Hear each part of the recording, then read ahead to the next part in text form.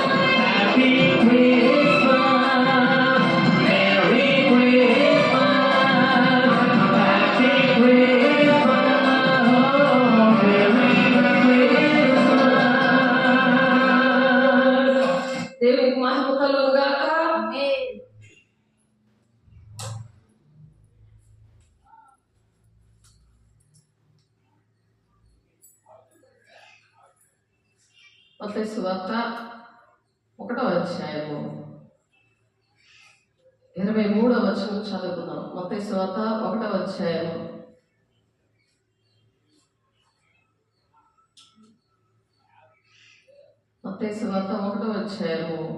23వ వచనం.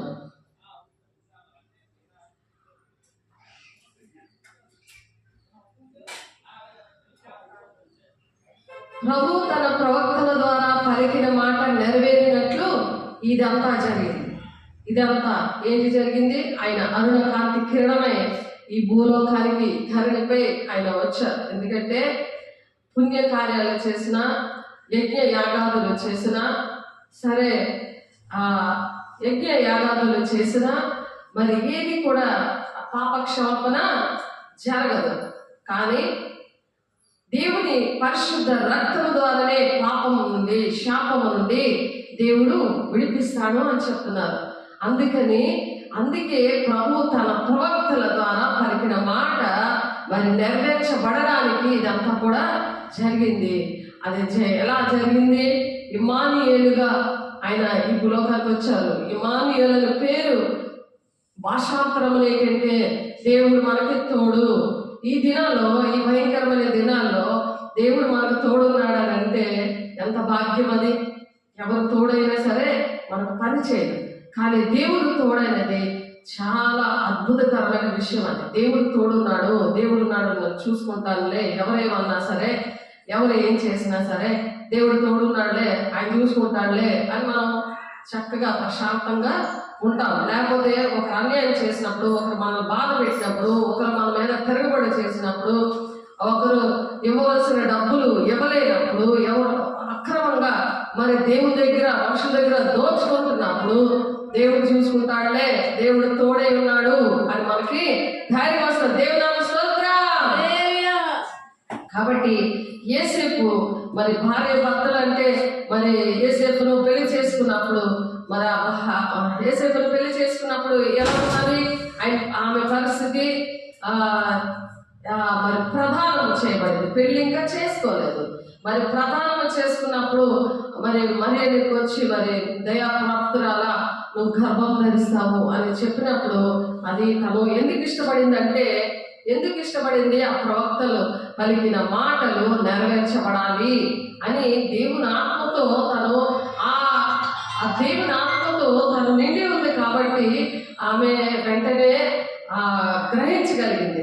ఆ దయాప్రాప్తురాలా అని నేను పురుషుని ఎరిగిన దాన్నే అంటది. అయినా సరే దేవదూత ఆ మాటలు చెప్పడానికి దేవుడు సహాయం చేశారు. ఆ ప్రవక్తల మాటలు నెరవేర్చబడడానికే దేవుడు అలా సహాయం చేశాడు. కాబట్టి దేవుడు మనకు తోడుగా ఇమ్మానుయేలుగా పుట్టడానికి దేవుడు మరి ఆ మరియమ్మలో ఉండి అటువంటి గుణం ఉండాలి. దేవుడు చూసుకుంటాడు. అది ఎలా జరుగును, ఇది ఎలా జరుగును అంటారు తను. కానీ మనము కూడా మన ప్రతి విషయంలో తండ్రి చిత్తాన్ని నెరవేర్చడానికి ఇది ఎలా జరుగుతుంది, ఇది ఎలాగవుతుంది, నేను ఎలా చేయగలను అని అనుకుంటారు. కానీ ప్రవక్తలు చెప్పిన మాటలు అవి నెరవేర్పు ఖచ్చితంగా జరుగుతాయి. ప్రవక్తల నోట ప్రవచన వాక్యము వెల్లడవుతున్నప్పుడు అది తెలివి లేని వారికి తెలివి కలిగిస్తుందని ఉంది వాక్యం. కాబట్టి వాక్యమే దేవుడే ఉన్నాడు. కాబట్టి ప్రవక్తల ద్వారా వచ్చిన మాటలు కంపల్సరిగా నెరవేరుతాయి. ఆమేన్. అందుకని మనము చాలా జాగ్రత్తగా, మనం దీవెనకరంగా, ఆశీర్వాదకరంగా మనం దేవుని విశ్రాంతి దినంలో మనం ప్రవేశించాలంటే ఆ అరుణ కాంతి కిరణాన్ని మన మీద ఉదయిస్తున్నదా లేదా? మరి అనేకమైన చోట్ల మరి ఎన్నో యాగాలు ఏంటి, ఎన్నో మరి త్యాగాలు ఏంటి చేస్తారు, పుణ్యక్షేత్రాలు ఏంటి, మరి తిరగడం చేస్తారు. ఈ విషయం వెళ్ళిపోవడానికి ₹1,00,000 పైన అయిపోతుంది. కానీ అక్కడికి వెళ్ళడానికి మరి ఎంత ప్రయాసపడతారో.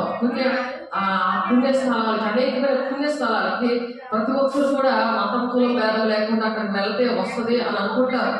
కానీ పరిశుద్ధ రక్తం ద్వారానే పాపక్షమాపణ వస్తుంది.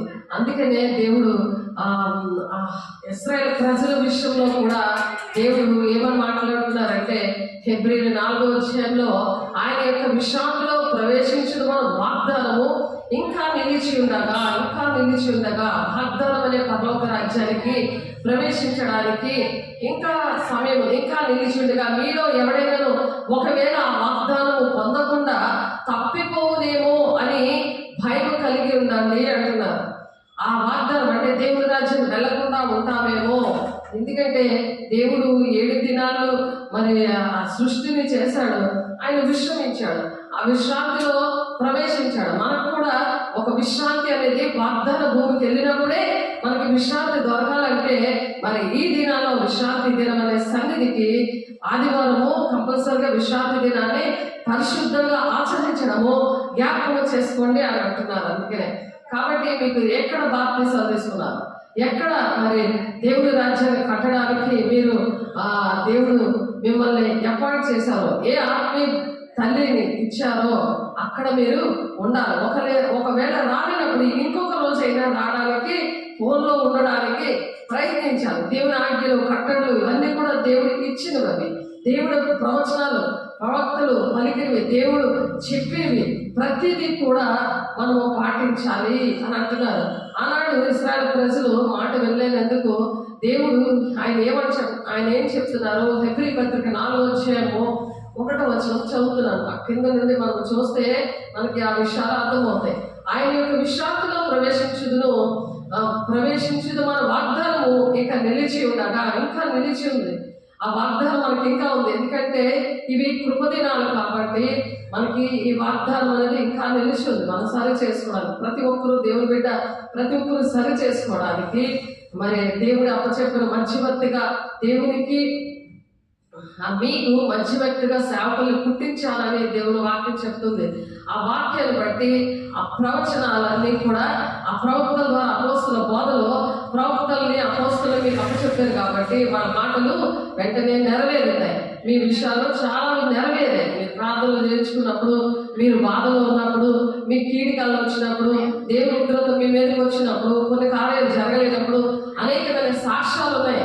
కాబట్టి ఇవన్నీ భూ సంబంధమైనవే, కానీ పరలోక సంబంధమైనవి. దేవుని ఆజ్ఞలు పాటించినప్పుడు, వాక్యానుసారంగా నడిచినప్పుడు ఈ వాగ్దానం అనే పరలోక రాజ్యానికి వెళ్ళగలరు అనమాట. మీలో ఎవరైనా ఒకవేళ ఆ వాగ్దానం పొందకుండా తప్పిపోవునేమో అని భయం కలిగి ఉండమంటున్నారు. నిన్న మనం చెప్పుకున్నాము, భయం కలిగి మీ సొంత రక్షణను మరి భయంతోనూ వణుకుతోనూ కాపాడుకోండి అని మాటలు మనం నిన్న చెప్పుకున్నాము.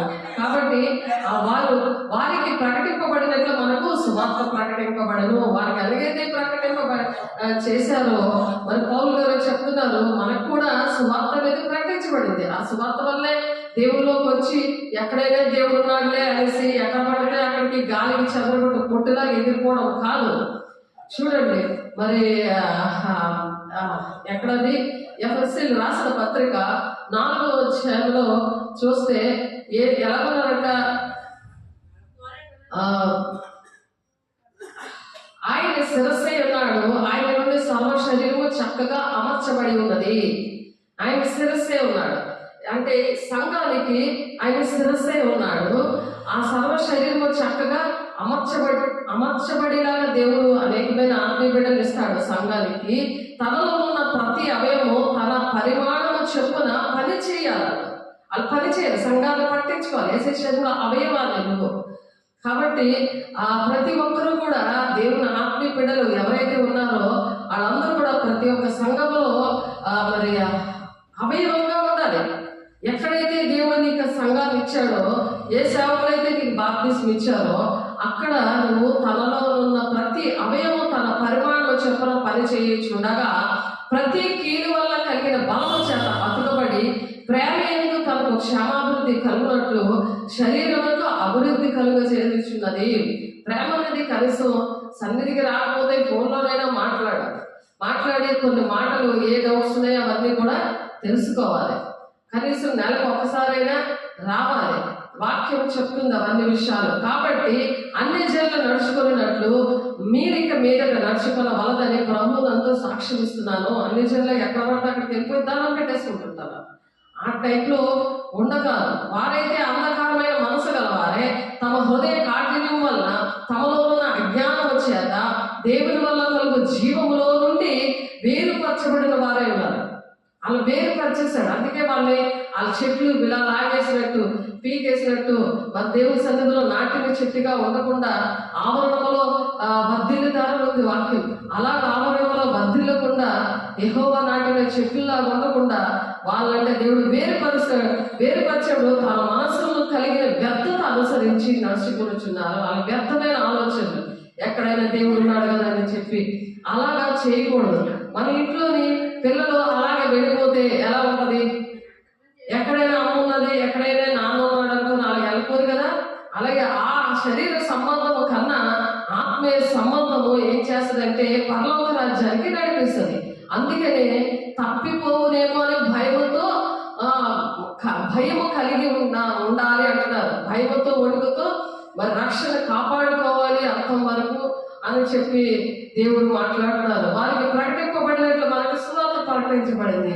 ఎలాగ వారికి మరి ఆ దినాల్లో అపోస్తులకి అక్కడ మరి ఆదిమ సంఘంలోని ప్రతి ఒక్కరికి కూడా అపోస్తుల బోధలో మరి అనేక మందికి ప్రకటించబడింది. ఇశ్రాయేలు ప్రజలకి ప్రకటించబడింది. కానీ వారు వినిన వారితో విశ్వాసం గలవారై కలిసి ఉండలేదు. అలా కలిసి ఉండలేదు. ఆ విశ్వాసము గలవారితో సంఘంలో కలిసి ఉండలేదు. కలిసి ఉండక కనుక వారు విన్న వాక్యము నిష్ప్రయోజనమైంది. విన్న వాక్యము నిష్ప్రయోజనం అయిపోయింది. అంటే వాక్యానుసారంగా నడవలేనప్పుడు ఆ శరీరంలో అవయవాలుగా ఉండలేరు కదా. అలా ఉండలేరు. కాబట్టి ప్రేమ కలిగి సత్యము చెప్పుచు క్రీస్తు వలె ఉండడానికి మనం అన్ని విషయాల్లో ఎదగలేకపోతుంటారు అనమాట. అందుకే ఎదగలేకపోతుంటారు. అది ఏదో దేవుడు డబ్బులు ఇచ్చినా వాళ్ళకి భోజనం పెట్టినా దేవుడికి పెట్టినట్టు వస్తుంది, కానీ వాళ్ళకి పెట్టినట్టు రాదు. ఎందుకంటే మేము మనుషులకు చేసినట్టు కాక దేవుడికి చేసినట్టు మేము ఇష్టపూర్వకంగా చేస్తున్నాం. ఈ మాటలు కూడా దేవుడే మాట్లాడతారు, కానీ మానవుడి మాటలు రావు. అది ఇర్మియా 17:16 ఉంటది. నీకు కాపరిగా ఉండటం మానలేదు, నీవు ఘోరమైన దినాలు చూడటం నేను కోరలేదు, కానీ నీ సన్నిధిలో నా మాటలు ఉన్నాయి. నీ సన్నిధిలో నా మాటలు ఉన్నాయంటే ఎవరి మాటలు ఇవి? దేవుని మాటలు ఆయన సన్నిధిలో ఉన్నాయి. ఎవరి ద్వారా? దేవుడు ఎవరినైతే ప్రవక్తగా అపోస్తలుగా పిలుచుకున్నారో యాజకులు ఆ విధంగా పని చేస్తూ ఉంటారు. వాళ్ళు చెప్తేనే మేము చేస్తాం, లేకపోతే మాకు కఠినమైన తీర్పు ఉంటుందని మాకు యాకోబు 3:1 ఉంటది. కాబట్టి భయంతో భక్తితో మనము రక్షణ ఆ విధంగా దేవుడిచ్చిన రక్షణని దేవుడిచ్చిన పనిని కాపాడుకుంటూ ఉండాలి. కాబట్టి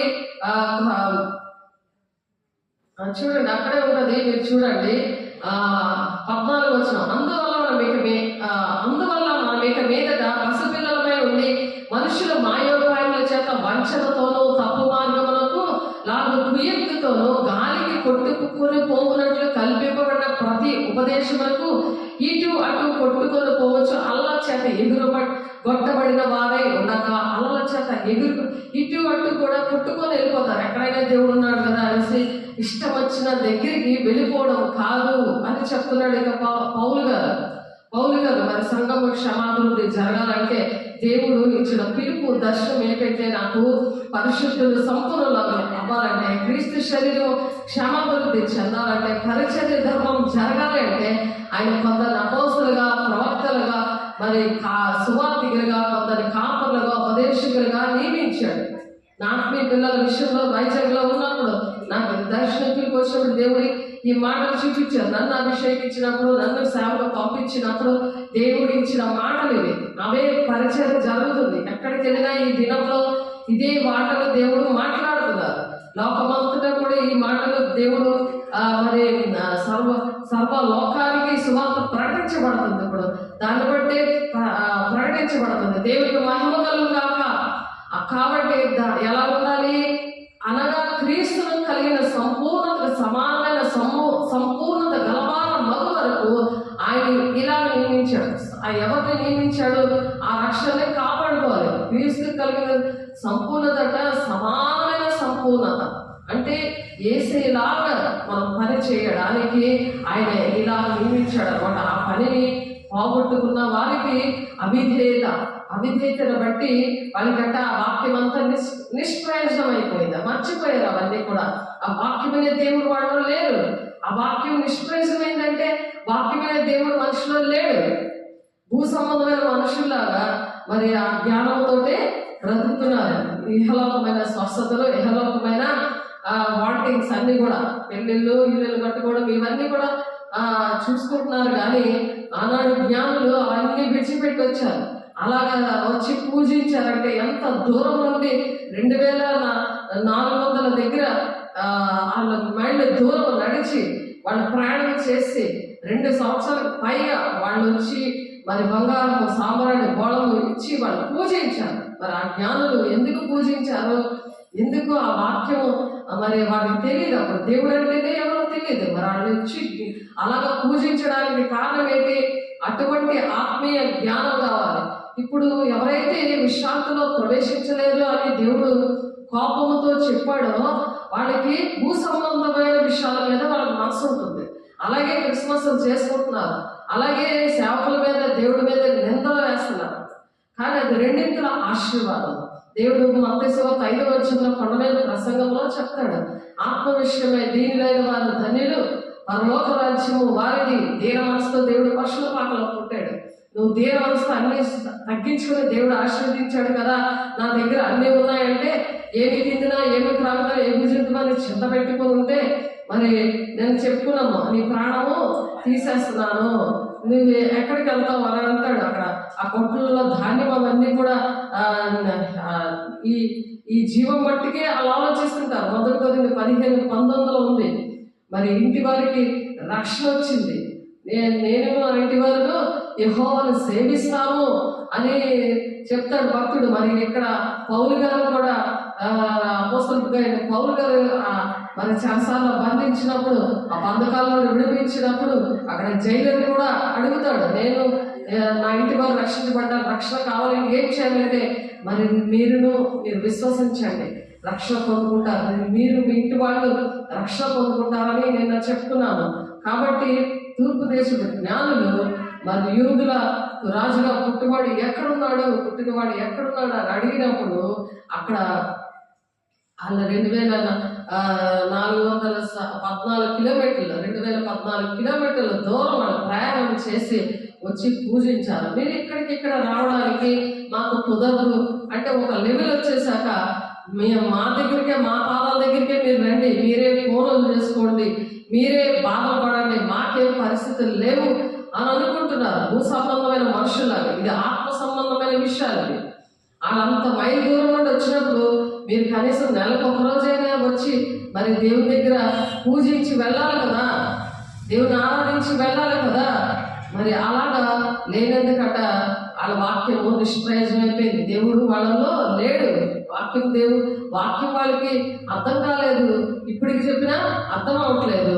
దుష్టుడు ఆలోచన చొప్పున నడుస్తున్నారు, పాపల మార్గంలో నిలవడం బట్టి మరి అటువంటి పరిస్థితులన్నీ కూడా వచ్చే దివారాత్రులు మరి ఆ మాటలు ధ్యానించకుండా, దేవుని ఆరాధనలో ఉండకుండా, కనీసం ఛానల్లో వెళ్తున్న వాక్యం కూడా చూడకుండా వారు ఉన్నందుకు దేవుడు ఎందుకు ఇచ్చారు ఈ ఛానల్ని? ఈ ఛానల్ ఇచ్చారు దేవుడు చాలా లేటుగా స్టార్ట్ అయింది. ఇది ఇంకా ఎన్నో కార్యాలు దేవుడు చేశారు, కానీ లేటుగా స్టార్ట్ అయినా సరే మరి ఫేస్బుక్లోని, మరి యూట్యూబ్లోని, మరి చక్కగా స్టేటస్లోని చక్కగా దేవుడు ఇస్తున్నాడంటే అది ఎంత చక్కగా దేవుడు మాటలు విని మరి రాకపోయినా అవి విని దాన్ని ఫాలో అయ్యి ఫోన్లో మాట్లాడి ప్రార్థన చేయించుకోవడము మరి కనెక్షన్లో ఉండాలి కదా. అది ఉండకపోతే పరిస్థితులు ఎలా ఉంటాయో ఇక్కడ దేవుడు మాట్లాడుతారు. కాగా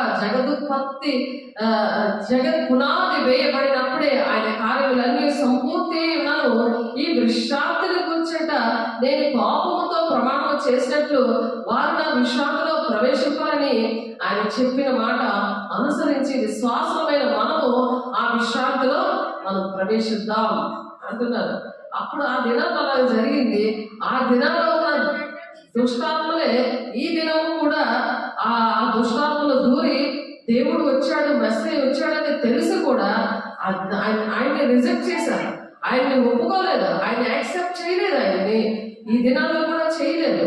మరి అందుకని ఆ ఆత్మలో ఇప్పుడు దూరి సేవకులు కూడా సేవకుల నుండి దేవుడు మాట్లాడుతున్నాడని నమ్మట్లేదు. సేవకులు ఏర్పాటు చేసుకున్నారు అనే ఒక భయం లేదు, భయంతో భక్తితో రక్షణ కాపాడుకోలేకపోతున్నారు. కాబట్టి విశ్వాసమైన మనము ఆ విశ్రాంతిలో ప్రవేశించుచున్నాము. మనము కూడా విశ్వాసులు విశ్వాసులు ఎందుకు ప్రవేశిస్తున్నారు? కొంతమంది పిల్లలు విని ఎందుకు వస్తున్నారు? ఎందుకు దేవుని రాజ్యాన్ని కట్టడానికి ఆయన శరీరం అనే సంఘం విషయంలో బాధ్యతగా ఎందుకున్నారు? ఆయన శిరస్సే ఉన్నాడు కదా. ఒక అవయవము మనకి సరిగ్గా పనిచేయకపోతే మరి కంట్లో నలపడినా చేయి నొప్పి వస్తున్నా నిద్రపడుతున్నా మరి వేసి మరి ప్రాణం పెట్టాడు కదా. సిలువను ఎందుకు మరి ఆయన ఆ పాపం నుండి శాపం నుండి విడిపించడానికి ఆయన మరి భూలోకానికి వచ్చారు.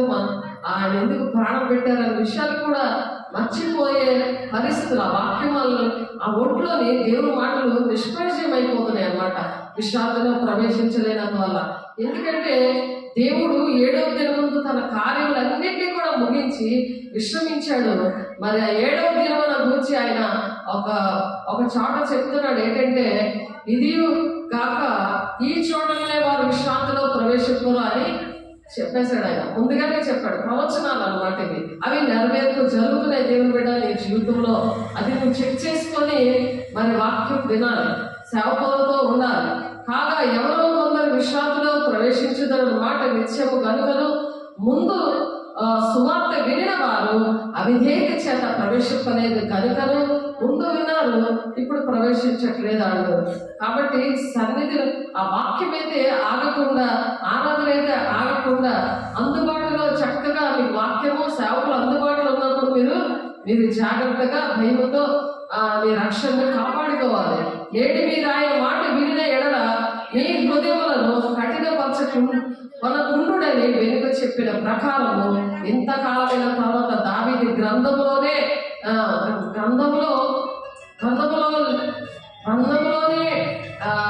లేడని ఆయన ఏం చేస్తారంటే,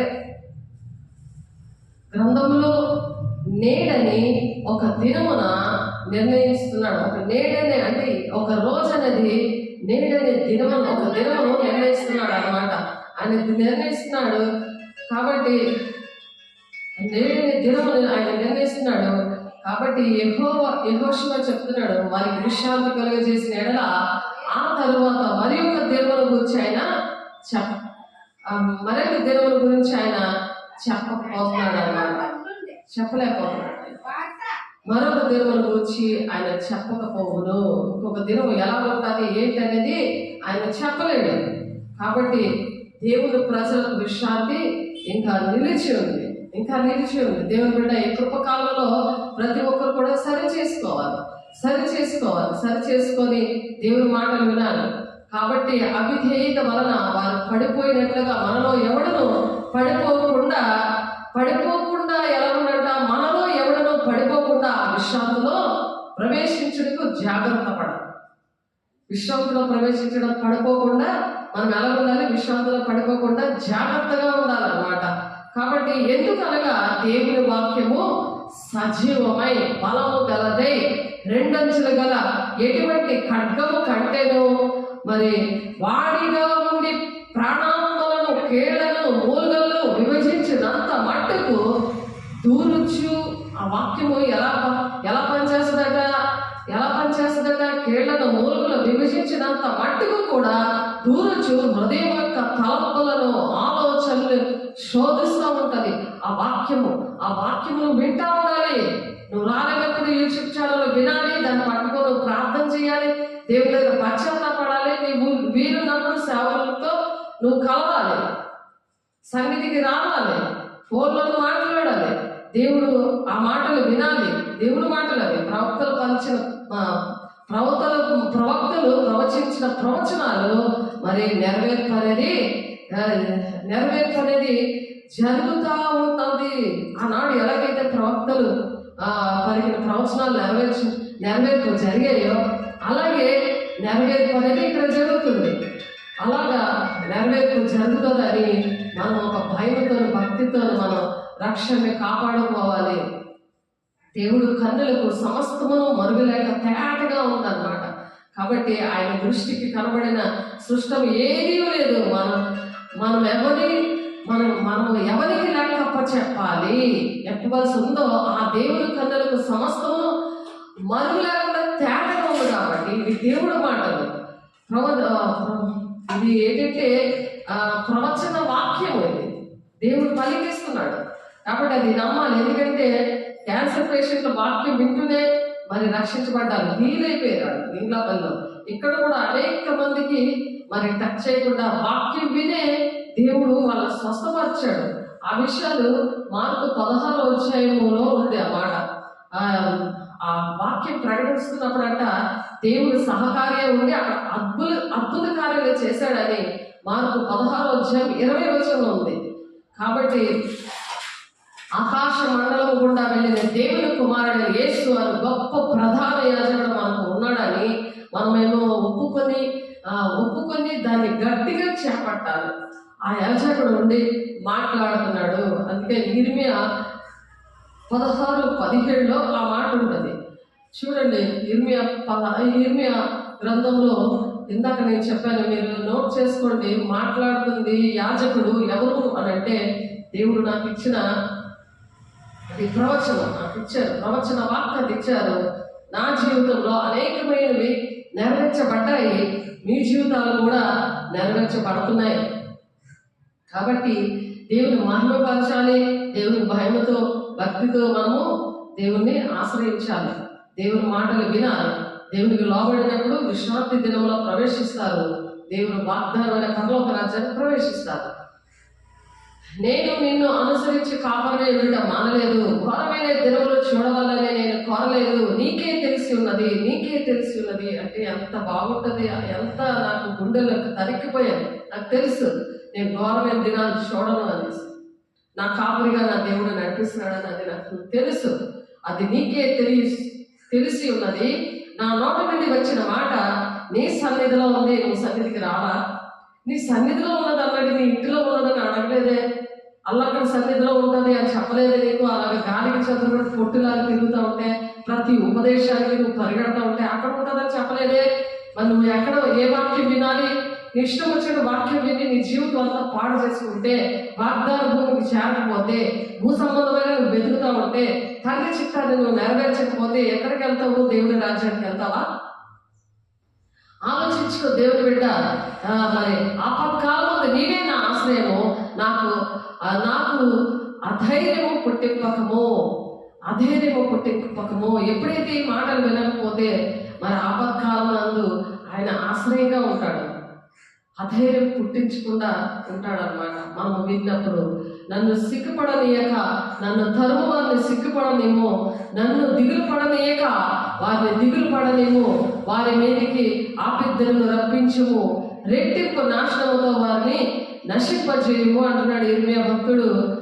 తెలియజేస్తున్నాడు. తను అలా బాధపడుతున్నాడు. అప్పుడు దేవుడు తను ఓదార్చున్నాడు. సేవకులుగా మేము కూడా అలాగే బాధపడతాం.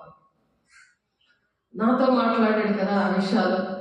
నేను బాధపడుతున్నప్పుడు మరి దేవుని పిల్లలు వేసే శరీరంలో ఉండకుండా ఇంకొక శరీరానికి అంటుకొని ఉన్నారు, సైతాన్ని శరీరానికి. ఎంత బాధపడి ఏడుస్తామో. ప్రసవ వేదన కలిగి పిల్లలు కన్నప్పుడు, వాళ్ళకి అన్ని విషయాల్లో పరిగెట్టినప్పుడు, రాత్రి పనులు జీవితం అంతా అన్ని త్యాగం చేసి మరి దేవుడు ఇచ్చిన బిడ్డల కోసం కన్నీరు కాచి, అలాగా వాళ్ళకి అన్ని కూడా కార్యాలు జరిగాక కూడా జరగలేదని నిందలు వేస్తారు అని చెప్పి యోధా పత్రికలో ఉంది ఆ మాట చూడండి. ఎందుకంటే అరుణ కాంతి కిరణము వాళ్ళ మీద ప్రకాశింప చేయలేదు దేవుడు. ఎందుకు ప్రకాశింప చేస్తున్నా సరే వారు పారిపోతారు. దేవుడు విడిచిపెట్టి పరుగులు తీస్తున్నారు. డబ్బు వెంట, పరపతి, మరి ధనము, మరి భూ సంబంధమైన వెంట పరుగులు తీసినప్పుడు అటువంటి పరిస్థితులు వస్తాయి. దేవుడి బిడ్డ యూదా పత్రికలో ఉంటుంది. మరి విషయాలు చాలాసార్లు చెప్పడం జరిగింది. కానీ ఈ అరుణ కాంతి కిరణం కోసము మరి ఆ వెలుగైన దేవుడు ఎందుకు పుట్టాలి? దేవుడు ప్రతి ఒక్క మనిషిలో ఇతరులు వెలిగించడానికి. ఇంకా నేను చంటి పిల్లలాగా నేను ఉంటాను, చంటి పిల్లలాగా పాలు తాగే పరిస్థితిలో మరి మీరు బలమైన ఆహారము నాకు తగదు అని మీరు పాలు తాగే పరిస్థితుల్లో ఉంటే ఎలా? జ్ఞానేంద్రియాలు దేవుడు ఇచ్చినా సరే, మరి దేవుని ప్రథమఫలాలు మీకు ఇచ్చినా సరే, అవి పారేసుకుంటే ఎలాగా? అవి దేవుని దగ్గర పశ్చాత్తాపడడానికి దేవుని సన్నిధికి రావాలి. అది దేవుడు మాట్లాడుతున్నారు. యూదా పత్రిక 1వ అధ్యాయంలో ఉంటుంది. మార్గము తప్పిన చుక్కల్లాగా ఉంటారు వాళ్ళు ఎలాగా యోధా పత్రిక 1వ అధ్యాయము, ప్రియులారా మీరు విశ్వసించు అతి పరిశుద్ధమైన దాని మీద మిమ్మల్ని మీరు కట్టుకొనుచు పరిశుద్ధాత్మలో ప్రార్థన చేయుచు. పరిశుద్ధాత్మనే పోగొట్టేసుకుంటుంటే పరిశుద్ధాత్మలో నువ్వు ప్రార్థన చెయ్యు. అప్పుడు నీకు వస్తుంది. నువ్వు దేవుని సన్నిధికి వచ్చి అన్ని సరి చేసుకున్నప్పుడు, దేవుని దగ్గర ఒక తీర్మానం చేసుకున్నప్పుడు, దేవుని ఆజ్ఞలన్నీ కట్టడలు ఆయన విధులు నువ్వు పాటిస్తూ ఉన్నప్పుడు నువ్వు పరిశుద్ధాత్మలో ప్రార్థన చేయగలవు. కనీసం ఫోన్లో ఉన్నా సరే నీకు ప్రార్థన చేస్తావు, వెంటనే వర్క్ అవుతున్నాయి. అన్ని కార్యాలు దేవుడి ఫోన్లోనే చేస్తున్నాడు. ఎందుకంటే దేవుని మా సేవకులు వారు అగ్ని జ్వాలలుగా వాయువులుగా ఉన్నారని తన దూతల కోసం, తన సేవకుల కోసం దేవుడు చెప్తున్నాడు హెబ్రీ పత్రికలో. కాబట్టి ఆ వాయువు అని అంటే గాలిలో సిగ్నల్ ద్వారా వెళ్ళిపోతుంది. అది దేవుడు వాడుకుంటున్నాడు. అగ్ని జ్వాలలాగా ఆ మాటలు వెళ్ళి దేవుడు అలా టచ్ చేస్తున్నాయి. నీకు మీ జీవితంలో ఎన్నో జరిగాయి. అవిశ్వాసం దేవుని రాజ్యానికి వెళ్ళాలి కదా. అదే విశ్వాసంతో దేవుడికి ముందుకు కొనసాగాలని, అలా దేవుని ఆత్మను పొందుకోవాలని, దేవుడి సన్నిధికి వచ్చి వాగ్దాన భూమికి రావాలి అని దేవుడు మొదటి రాకడలో దేవుడు పశుపాకలో ఆ దీన మనస్సుతో ఆయన జన్మించాడు కదా. అలాంటి దీన మనస్సు ఉన్నప్పుడు వాళ్ళలో దేవుడు జన్మించినప్పుడు ఈ క్రిస్మస్ దినాల్లో పరిశుద్ధాత్మతో ప్రార్థన చేస్తారు. నిత్య జీవాత్మైన మన ప్రభు యేసుక్రీస్తు కనికరము కొరకు కనిపెడతారు. దేవుని ప్రేమలో నిలిచినకు ఆచుకొని ఉంటారు. దేవుని ప్రేమలో నిలబడుతున్నానా లేదా, ప్రేమను విడిచిపెట్టానా? దేవుని ప్రేమ, దేవుని సంఘం కలది. దేవుని సంఘంలో ఒక అవయవాలు కదా. మరి దేవుని ప్రేమతో నువ్వు దేవుని సంఘానికి వస్తున్నావా? దేవుని ప్రేమ ఏదో నువ్వు నిలబడట్లేదని దేవుడు మాట్లాడుతున్నారు. దేవుని బిడ్డ నీతో సందేహపడి వారి మీద కనికరము చూపుడి, అగ్నిలో లాగినట్లు కొందరిని రక్షించుడి, శరీర సంబంధమైన వారి ప్రవర్తనకు ఏమాత్రము ఒప్పుకొనక అపవిత్రమైన ప్రవర్తనలు అన్నిటికీ కూడా ఒప్పుకోకూడదు. దేవుని సన్నిధిలో కదా నా మాటలు ఉన్నాయని చెప్తున్నాడు. నువ్వు సన్నిధికి రావాలి. అపవిత్ర ప్రవర్తనకి నీ ఇంట్లో వరకు నువ్వు బానిస అయిపోయి, అలాగే దేవుడు లేడే తన ఇంట్లో వాళ్ళు తను ఎంత కూడా బాధ పెట్టినా సరే మరి తండ్రి చిత్తాలు నెరవేర్చడానికి దేవుడు నా తండ్రి చిత్తం నెరవేర్చే వాళ్ళు నా తల్లి సహోదరులు అంటూ మరి దేవుడి బిడ్డలతో, దేవుడికి శిష్యులు అనుగ్రహించిన తండ్రి శిష్యులతో ఆయన తండ్రి చిత్తాన్ని నెరవేర్చారు. మరి నువ్వు కూడా తండ్రి చిత్తాన్ని నెరవేర్చాలంటే నువ్వు కూడా ఒక శిష్యురాలుగా శిష్యులుగా తయారు చేశారు. ఎక్కడున్నా సరే దేవుని బిడ్డలు మరి ఆ శిష్యులుగా ఉండి తండ్రి చిత్తాన్ని నెరవేర్చాలి. అవిశ్వాసాన్ని బట్టి నేను అన్ని దిక్కుల కార్యాలు చేశాను, కానీ వారి అవిశ్వాసాన్ని బట్టి నేను ఏ కార్యాలు చేయలేదు అంటున్నాడు. అలా ఉంటున్నావేమో నీ కుటుంబం విషయంలో, సంఘం విషయంలో అవిశ్వాసంగా నువ్వు ఉండకూడదు. దేవుడు మరి సందేహపడి వారి మీద కనికరం చూస్తాడట. అగ్నిలో లాగిన కొందరిని రక్షించు, శరీర సంబంధమైన వారి అపవిత్ర ప్రవర్తనకి ఏమాత్రం ఒప్పుకొనక దాన్ని అసహించుకొనుచు భయముతో కొందరిని కనికరించాలి. ఒక భయం అనేది ఉండాలి. కనికరించి వారికి ఇవన్నీ మాటలు నేర్చుకొని చెప్పాలి. వారికి నీ పరిశుద్ధత వారికి రావాలి. నీ వెలుగు వాళ్ళ మీద ప్రకాశింపచేయాలి. తండ్రి చిత్తాన్ని నెరవేర్చినప్పుడు తన కుటుంబం అంతా రక్షించబడ్డారు కదా. మొత్తం కుటుంబం అంతా రక్షించబడ్డారు కదా. దేవుని కుమారుడు, ఈయన నిజముగా దేవుని కుమారుడని మరి ఏసే కుటుంబం అంతా కూడా రక్షించబడ్డారు తండ్రి చిత్తాన్ని నెరవేర్చినప్పుడు. తొట్టిల్లకుండా మిమ్మల్ని కాపాడుటకును, తన మహిమ ఎదుట ఆనందంతో మిమ్మల్ని నిర్దోషులుగా నిలవబెట్టుటకును శక్తిగా మన రక్షకుడైన అద్వితీయ దేవునికి మన ప్రభువైన యేసుక్రీస్తు ద్వారా మహిమయు మహత్యమును ఆధిపత్యమును అధికారమును యుగములను పూర్వమును ఇప్పుడును సర్వ యుగములకు కలుగును గాక. అప్పుడు మహిమ ఘనత దేవుడికి. అలా మనము మహిమ తెచ్చేవారిగా మనం ఉండాలని చెప్తున్నాడు. విశ్వసించు ప్రియులారా, మీరు విశ్వసించు అతి పరిశుద్ధమైన దాని మీద మిమ్మల్ని మీరు కట్టుకోమంటున్నారు. పరిశుద్ధాత్మతో ప్రార్థన చేయమంటున్నారు. ఇటు ప్రార్థనలు ఎలా నీతిమంతుల ప్రార్థన బహుబలమైనది, అది పాపక్షాపం ఇస్తుందని ఉంది. ఆ బలమైన ప్రార్థన చెయ్యాలి. నీతిమంతుల ప్రార్థన వైపే నేను చెవులు పెట్టి వింటున్నాను అన్నాడు. పేతురు గ్రంథంలో 3వ అధ్యాయంలో ఉంటుంది ఆ మాట. యాకోబు 5వ అధ్యాయంలో ఉంది, ఇందాక ముందు చెప్పిన మాట. కాబట్టి మన ప్రభువైన యేసుక్రీస్తు అపోస్తలులు పూర్వమంది మీతో చెప్పిన మాటలను మీరు జ్ఞాపకం చేసుకోండి అని చెప్తున్నారు. కాబట్టి అవన్నీ జ్ఞాపకం చేసుకొని అంత్యకాలమందు తన భక్తిహీనమైన దురాశల చెప్పున నడుచు పరిహాసకులుందరు వాళ్ళకి జోక్గా ఉంటాయి విషయాలన్నీ కూడా. వాళ్ళ భక్తిహీనమైన దురాశల చెప్పున నడుచుకుంటారు. అలా ఉండదు దేవా అని సరి చేసుకోవాలి. వారు తమ దురాశల చెప్పున నడుచుచు లాభము నిమిత్తము మనుషులు కొనియాడచ్చు సనుగువారును తమ గతిని గురించి నిందించి వారులే ఉన్నారు. వాళ్ళు నిందిస్తూ ఉంటారు వారి గతి గురించి. ఇవన్నీ చేస్తూ కూడా చీకట్లో ఉండి దేవుడి భక్తిహీనతలో ఉండి మరణాంధకారంలో ఉండి వాళ్ళ దురాశల చెప్పున నడుచుకుంటూ మరి ఎలా ఉంటారంట, మనుషులు కొనియాడుతూ ఉంటారు. మరి ఎదురు మనుషులు కొనియాడుతారు. మరి ఏంటంటే సరుక్కుంటుంటారు. దేవుని పిల్లలు ఆత్మీయ తల్లిదండ్రుల కోసం సంఘం కోసం సరుక్కుంటూ తమ గతిని గురించి నిందించి వారులే ఉన్నారు. వారి నోరు దంభమైన మాటలు పలుకుతా ఉన్నది. నాకు అన్నీ ఉన్నాయి అని అహంకారంతో. అవన్నీ ఎక్కడ నుండి వచ్చాయి? ఎవరు నీకు దేవుడు అప్పచెప్పాడు? ఎవరిని అప్పచెప్పాడు? ఎవరి ద్వారా నీకు దేవుడు అటువంటి ఆశీర్వాదాలు దేవుడు ఇచ్చాడు? ఇది పక్క నుండి నిందిస్తుంటారు. నువ్వు మాట వినలేనప్పుడు వాగ్దానం చేరలేదు. నీ కుటుంబం రక్షించబడదు. నువ్వు ఎప్పుడైతే నిలబడతావో దేవుని బిడ్డగా అప్పుడు రక్షించబడుతుంది. కాబట్టి భక్తిహీనులైన పాపులు తనకు విరోధంగా చెప్పిన కఠినమైన మాటలన్నిటినీ గూర్చి వారిని ఒప్పించుటకు వీళ్ళందుకే దేవుడు ఎందుకు వస్తున్నాడంటే ఇశ్రాయేలు ప్రజల గురించి వస్తున్నాడు. అలాగే ఇశ్రాయేలు ప్రజలు ఏ విధంగా ఇప్పటి వరకు కూడా దేవుడిని రిజెక్ట్ చేస్తూ వచ్చారో, దేవుడు వచ్చినా సరే ఆయన పట్టించుకోలేదో, అలాగా ఇప్పుడు సేవకులు పట్టించుకోకుండా ఉన్నారు. కాబట్టి దేవుడు ఈ భక్తిహీనులైన పాపులు నువ్వు సరి చేసుకోకపోతే, దేవుని మాటలు వినకపోతే, ఆ భక్తిహీనులైన పాపులు తమకు విరోధంగా చెప్పిన కఠినమైన మాటలన్నింటినీ గురించి కూడా వారు ఒప్పించడము ప్రభు తన వేవేల పరిశుద్ధుల పరివారంతో వస్తున్నాడు. వేవేల పరిశుద్ధుల పరివారంతో నిన్ను ఒప్పించడానికి. అదే అప్పుడు ఎప్పుడు అనుకుంటున్నారు? ఇది పెళ్లి కుమార్తె సంఘంలో ఉండరు.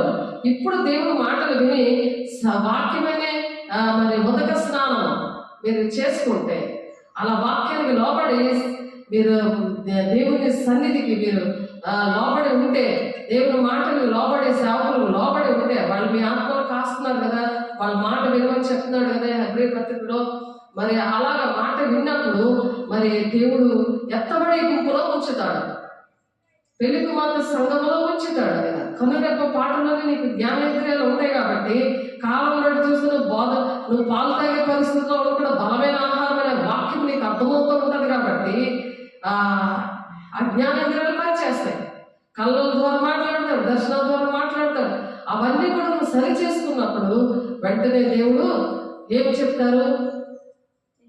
వెంటనే ఆ మాటలన్నిటి గురించి వారిని ఒప్పింప చేయడానికి ప్రభు తన వేవేల పరిశుద్ధుల పరివారంతో ఎవరితో వస్తున్నారు? ఆ పరివారంతో మరి 7 శ్రమ దినాలు అయిపోయిన తర్వాత బహిరంగ రాకడలో వచ్చి ఇశ్రాయేలు ప్రజల విషయంలో మరి ఇక్కడ ఆ అనుజులుగా మనం రక్షించబడ్డాం కదా, వాళ్ళని ఒప్పించడానికి తిరుగుబాటు చేసే జనం తండ్రి చిత్తాన్ని నెరవేర్చకుండా వారి ఇష్టానుసారంగా భక్తిహీనంగా ఉన్న ప్రజల కోసం దేవుడు ఒప్పింప చేయడానికి బహిరంగ రాకడలో వస్తున్నారు. బహిరంగ రాకడ ఎలా ఉంటుందంటే అనేక మధ్యలో మరి అంత్యక్రీస్తు 7 శ్రమ దినాల్లో మరి చాలా భయంకరమైన శ్రమలు వస్తాయని మనం చెప్పుకున్నాం. అన్ని మీరు డిస్క్రిప్షన్లో చూడండి. 7 శ్రమ దినాల్లో ఆ ఎత్తబడే సంఘము వెళ్ళిపోయిన తర్వాత, పెళ్లి కుమార్తె సంఘం వెళ్ళిపోయిన తర్వాత మరి 7 శ్రమ దినాల్లో వాళ్ళు అలా బాధపడుతుంటే అప్పుడు వచ్చి ఇవన్నీ ఒప్పింప చేస్తాడు దేవుడు. ఆ ఒప్పింప చేసే ముందే మనం ఇక్కడే ఒప్పుకొని దేవుని ప్రణాళికని తండ్రి చిత్తాన్ని నెరవేర్చినప్పుడు మరి దేవుడు మనల్ని దీవిస్తాడు. దేవుడి బిడ్డ నిన్ను దీవిస్తాడు. అటువంటి వారిని అగ్నిలో లాగినట్లుగా లాగమని చెప్తున్నారు దేవుడు. వాళ్ళు ఎలా ఉంటారు? మరి నిర్భయముగా మీతో సుభోజనము చేయొచ్చు, తమ్మును తాను నిర్భయంగా పోషించు, మీ ప్రేమ గిన్నెలో దొంగ మెట్లుగా ఉన్నారు. వీరి గాలి చేత ఇటు అటు కొట్టుకొని పోవు నిజ్జల మేఘముగాను, కాయలు రాని ఫలములు లేక 2 మార్లు చచ్చి వేళ్లతో పెకలించబడిన చెట్లులాగా ఉన్నారు. అలా చెట్లు పెకలించేసినట్టు మరి కళలు వచ్చాయి. అయ్యో నన్ను పెకలించేశారు, ఇలా మార్గం తప్పిన చుక్కల్లాగా మేము ఉన్నాము అని చెప్పి, దేవునికి అవిధేయతగా ఉన్నాము అని చెప్పి, మరి ఇవన్నీ కూడా సరి చేసుకోవాలి. మరి నిందిస్తున్నాము, ఇలా మా గతి ఇలా ఉన్నది అనేసి ఈ డబ్బం మాట్లాడుతున్నాము, అహంకారంగా మాకు అన్నీ కూడా ఉన్నాయి అనేసి మాకు ఆ అహంకారంతో మాట్లాడుతున్న వాళ్ళు అలాగా ఎలాగున్నారంట, అయ్యో వారికి శ్రమ, వారు కయ్యని నడిచిన మార్గమును నడిచారు.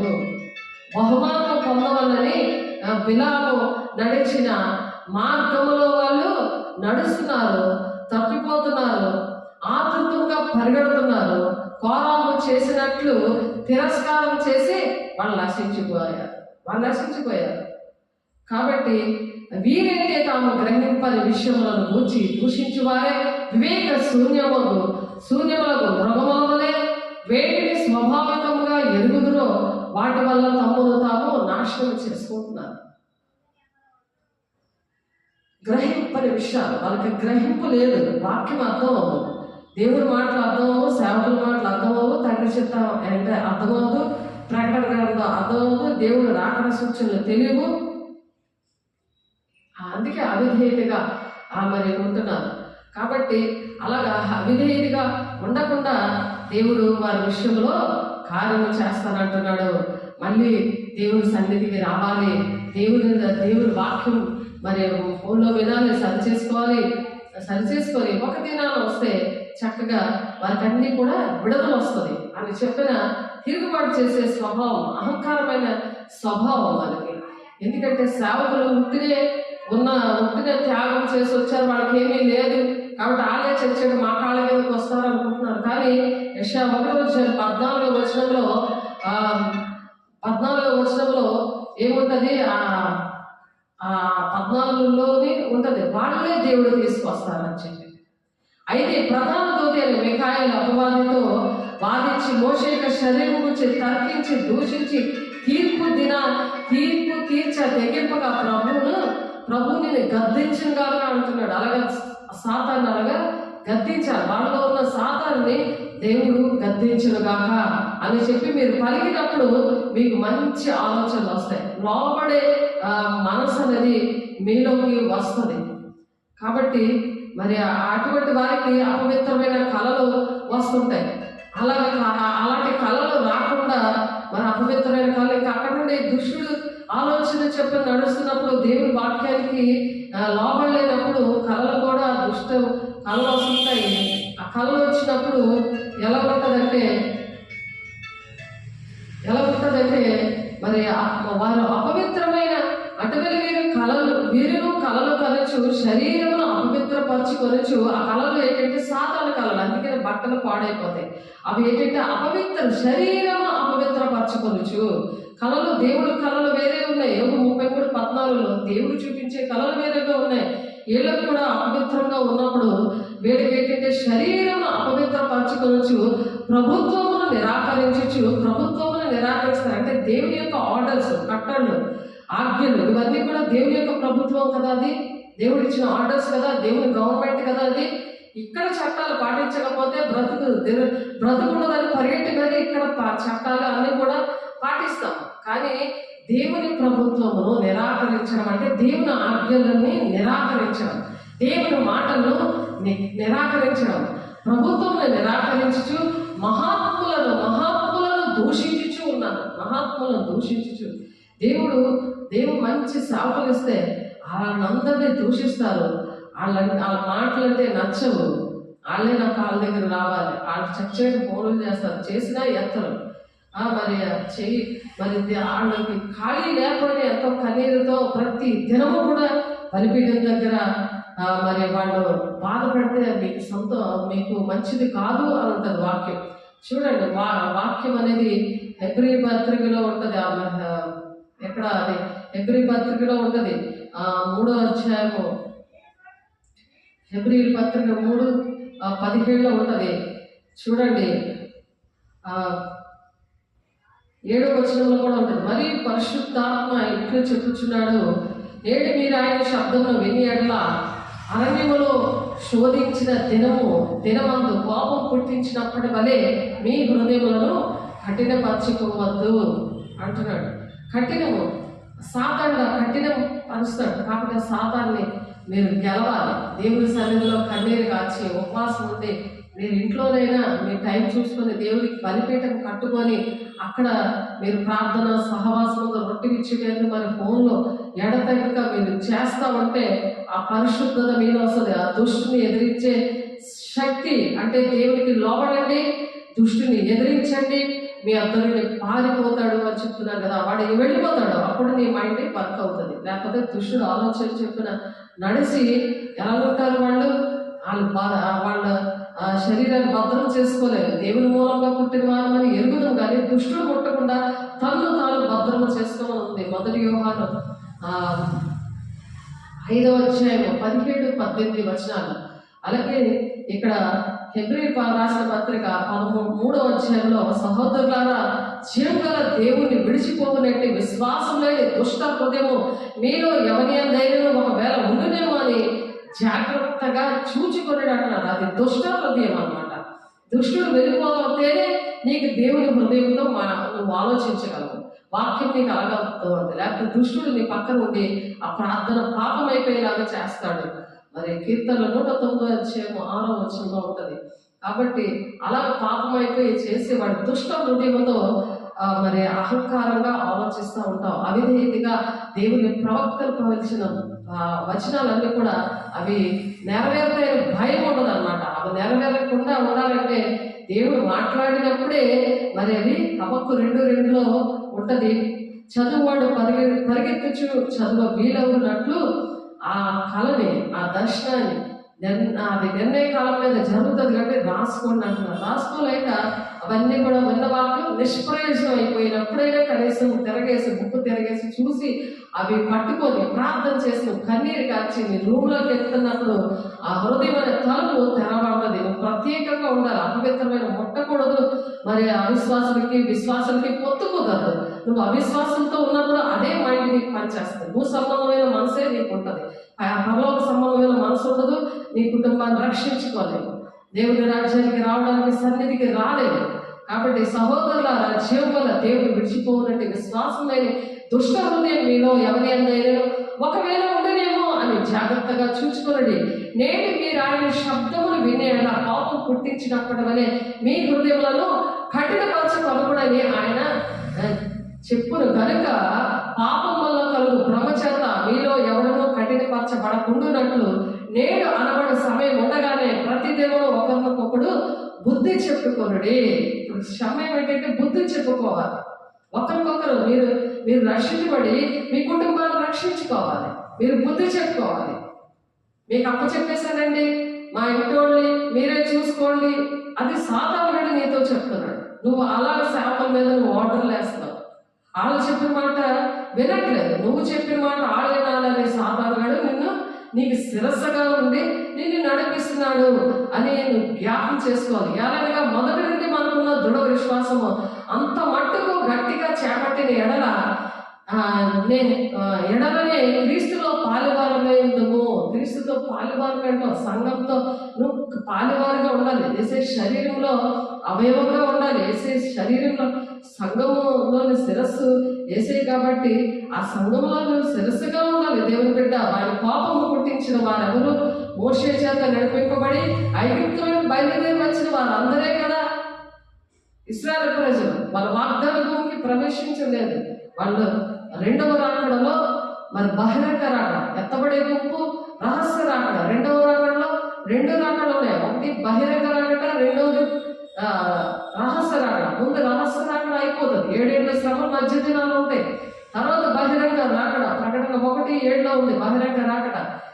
1 కొరింథీయుల 15వ అధ్యాయము 51 నుండి మీరు చదివితే అది రహస్య రాకడ. కాబట్టి విని కోపము పుట్టించిన వారెవరు? మోషేతో నడిపింపబడిన ఐగుప్తులో నుండి బయలుదేరి వచ్చిన వారందరే కదా. మోషే మరి 6 లక్షల జనాలని నడిపిస్తున్నాడు. మోషే మీద కూడా ఆ ఆత్మలే పనిచేసే, ఆ తిరుగుబాటు చేసే ఆ ప్రజలే, ఇశ్రాయేలు ప్రజలే. ఆ ఆత్మలే ఇప్పుడు కూడా మీలోనే మరి అవి ఏలుబడి చేస్తున్నాయి. కాబట్టి మీరు కూడా మరి బహిరంగ రాకడలో వరకు మీరు ఈ శ్రమలన్నీ అంత్యక్రీస్తు ద్వారా మీరు బాధపడతారా? లేకపోతే మరి లోబడి, దేవుని మాటలకి లోబడి, ఇంకా మీకు సమయం ఉంది కాబట్టి మరి హెబ్రీయులు రాసిన పత్రిక 3:15 మీరు ఏముంది, మొదటి నుండి మన నుండి దృఢ విశ్వాసం అంతం మట్టుకు గట్టిగా చేపట్టిన ఎడల, గట్టిగా చేపట్టాలంటే అంతవరకు సహించుకొని, ప్రతి విషయం సహించుకొని పరిగెట్టాలి. క్రీస్తులో పాలువారమై ఉండము. క్రీస్తులో పాలువారమై ఉండాలంటే సంఘము నీకు ఎక్కడైతే దేవుడు పెళ్ళగించేసాడని చూపించాడో, మళ్ళీ నాటడానికి దేవుడు ఎన్నిసార్లు నాటినా మరి దేవుడు పెళ్ళగించేటి ఆయన కోపం పుట్టించి విశ్రాంతిలో ప్రవేశింపలేకపోతున్నామని గమనించి దేవుని దగ్గర ఆ కోపం నుండి విడుదల పొందుకోవాలంటే దేవుడు ప్రతి ఇది కూడా ఒప్పుకొని విడిచిపెట్టాలి. ఐగుప్తులో బయలుదేరి వచ్చిన వారందరూ కూడా అటువంటి వారే. ఎవరి మీద 40 ఏళ్ళు ఆయన కోపగించాడు, పాపం చేసిన వారి మీద కదా మరి కోపగించాడు. వారి సోములట అరణ్యంలో రాలిపోయాయి ఆ దినాల్లో. ఇప్పుడు కూడా అందుకే మరణకరమైన కళలన్నీ ఎందుకు వస్తున్నాయి, అవి వచ్చేయని మరి సేవకులు ప్రార్థన చేసినా సరే అది స్థిరంగా ఉండాలని ప్రార్థన చేస్తున్నాను. ఆ భయం కూడా మీరు లేకుండా దేవునికి ఆ విశ్రాంతిలో ప్రవేశింపాలని ఎవరి గురించి మరి అక్కడ ప్రమాణం చేశాడు, అవిధేయులైన వారిని గురించే అక్కడ ప్రమాణం చేశాడు దేవుడు. మరి ఇక్కడ ఈనాడు కూడా ఆ ప్రవచనాలు, ఆ పరిస్థితులు ఈ దినం కూడా నెరవేర్పులోనికి వచ్చాయి. కాగా అవిశ్వాసం చేతనే వారు ప్రవేశింపలేకపోయారని మనం ఇప్పుడు గ్రహిస్తున్నాం. వారికి అవిశ్వాసాన్ని బట్టి వాళ్ళు ప్రవేశించలేకపోయారు. కాబట్టి ఆ దేవుడు ఎందుకు మనల్ని ఇలా అవిధేయతతో ఉంచాడని అనుకుంటున్నారు. మీరు దేవుడే ఇలా చేస్తాడు అని అనుకుంటున్నారు. కానీ ఆయన కోపం పుట్టించే పనులు నేను చేశాను ప్రభా, అదే పరిశుద్ధాత్మ దేవుడు వచ్చినప్పుడు మరి ఎలా ఉందంట, పాపం గురించి, నీతిని గురించి ఒప్పింపచేస్తాడట. కాబట్టి ప్రార్థన పరిశుద్ధాత్మతో మనం చెయ్యాలి. ఆ విధంగా చెయ్యాలని దేవుడు ఆశపడుతున్నాడు. కాబట్టి నశించిన దాన్ని వెతికి రక్షించడానికి మనుష్య కుమారుడు మరి ఈ లోకానికి వచ్చారు.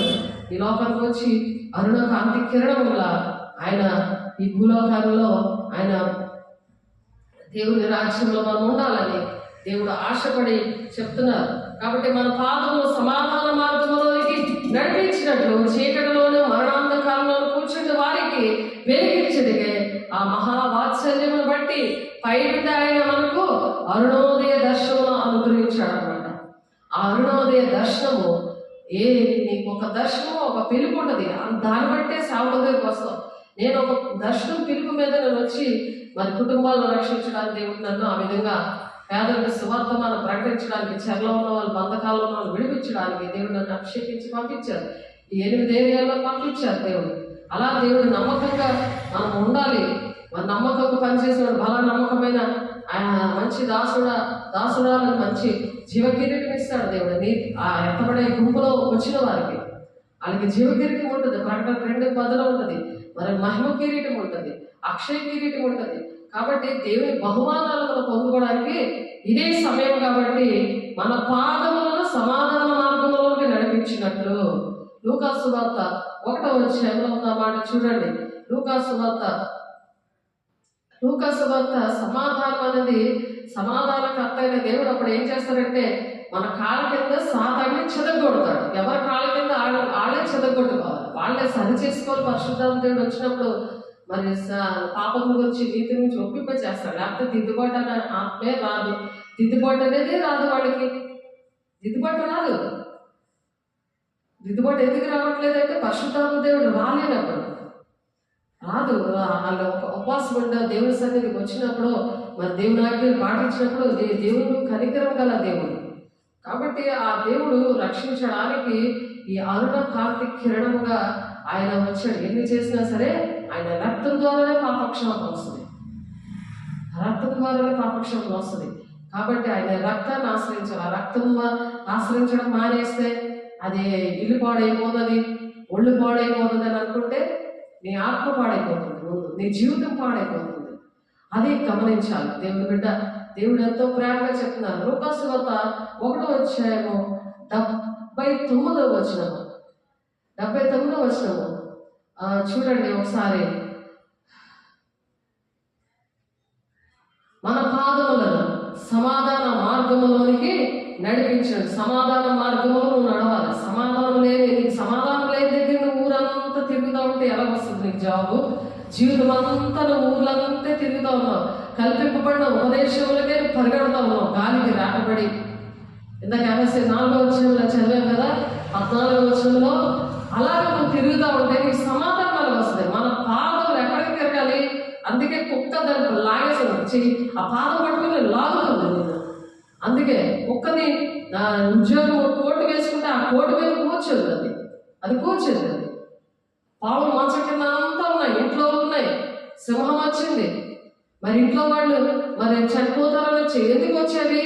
అవన్నీ కూడా ఏంటంటే పాదములు సమాధాన మార్గంలోనికి నడవట్లేదు. అది ఇష్టం వచ్చిన దగ్గర నడుస్తుంది.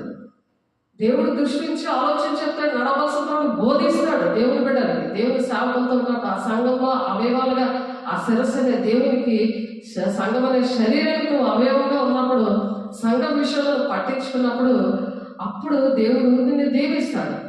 మన పాదములకు అది సమాధానకరమైంది. నేను ఎక్కడైనా ఉంటాను, నా ఇష్టం లేదు, నేను ₹1,00,000 సంపాదిస్తున్నాను, 1,00,000 పైన సంపాదిస్తున్నాను, నాకేం కొడుకు లేదని అంటే ఎక్కడికి వెళ్ళిపోయాడు? రేపే నీ ప్రాణం తీసుకుంటాను అంటున్నాడు ఆయన. రేపే నీ ప్రాణం తీసుకుంటానని చెప్తున్నాడు కదా. అన్ని కూడా సమకూర్చుకున్న కొట్టుల్లో ధాన్యం అంతా పెట్టుకొని నా ప్రాణమా తినుము త్రాగము సుఖించమనుకుంటున్నాడు. నేడే నేను ఈ ప్రాణం అడుగుతున్నాను అని చెప్తున్నాడు. అప్పుడు ఏం చేస్తావు? అందుకని మనం అనుక్షణం కూడా మన రక్షణ భయంతో వణుకుతో మనం రక్షణ కాపాడుకోవాలి. ఈ సమాధాన మార్గంలోనికి నడిపించినట్లు చీకట్లోనూ మరణ ఛాయలోనూ కూర్చొని ఉన్నారు అన్నమాట. ఎందుకంటే సమాధాన మార్గంలో లేదు, వాళ్ళు ఇష్టం వచ్చిన మార్గంలో ఉన్నారు. దారికి తప్పిపోయిన కుమారుల్లా ఆయన ఎలా వచ్చాడు? అన్నీ పోయి పందులు కూడా తింటున్నప్పుడు వచ్చినప్పుడు కౌగిలించుకున్నాడు. అటువంటి పరిస్థితి దేవుడు నాకు ఇచ్చాడు.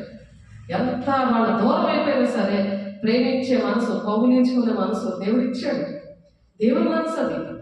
కాబట్టి మన పాదములను సమాధాన మార్గంలో నడిపించినట్లు చీకటిలోను మరణాంధకారంలోను కూర్చుండి వారికి వెలిగించుడిగే ఆ మహావాత్సల్యమును బట్టి పైనుండి ఆయన మనకు అరుణోదయ దర్శనం అనుగ్రహించాడు. ఆ దర్శనం దేవుడు మనకి ఇచ్చారు. అటువంటి శిశువు ఎదిగి ఆత్మీయ బలం పొంది ఇశ్రాయేలుకు ప్రత్యక్షముకు దినము వరకు అరణ్యములో ఉండెను.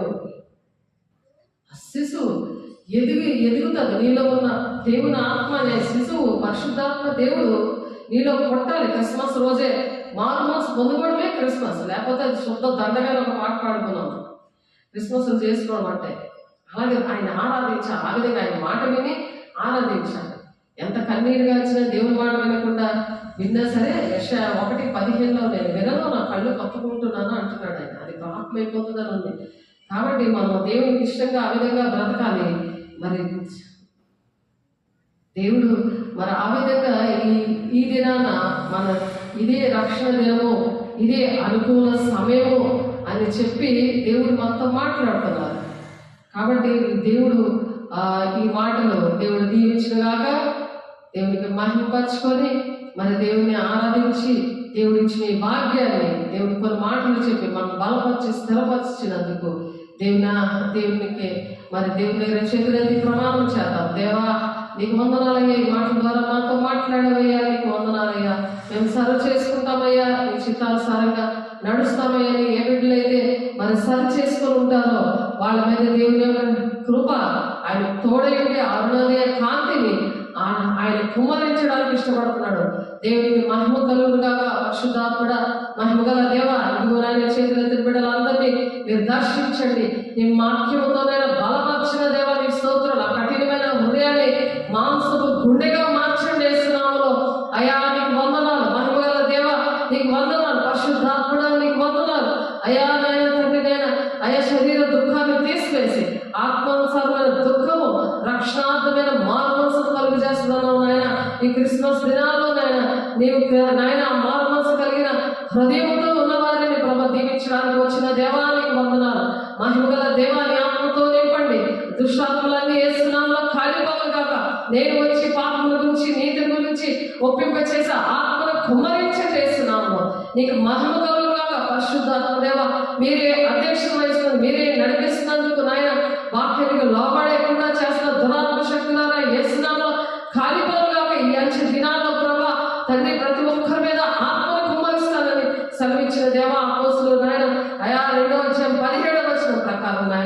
యవనులు దర్శనాలు చూస్తారు, మీ వృద్ధులు కలలు కంటారు, మీ కుమార్తెలు ప్రవచిస్తారని చెప్తున్నావు నాయన. మీ సేవకుల మీద సేవకురాళ్ళ మీద ఆత్మను కుమ్మరిస్తారని చెప్తున్నా దేవా. అయా నీ ఆత్మతో నింపండి, నీ అభిషేకంతో నింపండి అయా. మేము ఉంటున్న గృహాలు, సంఘాలు, మా దేశము నా తండ్రి నీ ఆత్మతో నింపబడాలి. దుష్టుల ఆటంకాలని యేసు నామములో తొలగిపోవాలి కాక. మహిమ గల నామములో తండ్రి చిత్తాన్ని నెరవేర్చుతూ నా తండ్రి నాయన నీ రాజ్యానికి వారసులుగా ప్రతి ఒక్కరు ఉండడానికి, ఎత్తబడే గుంపులో ప్రతి ఒక్కరు కూడా ఉండడానికి నాయన మీరు సహాయం చేసి నడిపిస్తున్నందుకు, మీరే లోబడే మనసును దయచేసినందుకు అయ్యా, దీన మనసును మీరు దయచేసినందుకు మీకే కోట్లాది వందనాలు స్తోత్రాలు చెల్లిస్తూ యేసయ్య పరిశుద్ధ నామంలో బ్రతిమాడి వేడుకుంటున్నాం తండ్రి. ఆమేన్. తండ్రి యొక్క దీవెన, కుమారుని యొక్క కృప, పరిశుద్ధాత్మ యొక్క నిత్య సహవాసం ప్రతి ఒక్కరికి కూడా సదాకాలము తోడై నడిపించును కాక. ఆమేన్. దేవునికి మహిమ కలుగును గాక. God bless you. దేవుడు మిమ్మల్ని దీవించి ఆశీర్వదించును గాక. ఆమేన్.